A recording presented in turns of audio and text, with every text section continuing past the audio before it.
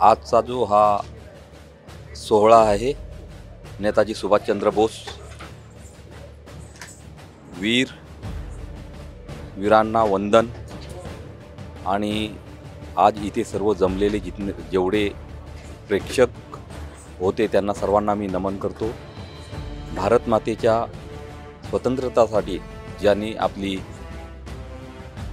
आहुती दिली, वीरगतीला प्राप्त झाल्या अशा सर्व सैनिकांना मी नमन करतो, त्यांना प्रणाम करतो, सॅल्यूट करतो। खरं तर आज प्रियवर्धनी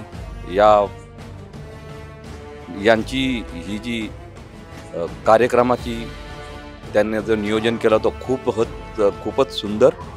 आणि असं कार्यक्रम जे आहे ती त्याच्यामधून देशाला काहीतरी प्रेरणा मिळेल।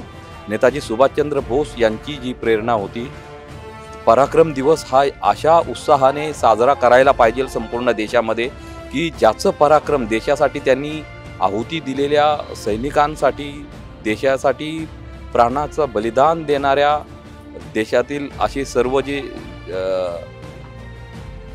शहीद होते त्यांच्यासाठी खूप मोठी प्रेरणा आमच्या ते देऊन गेलेले आहेत।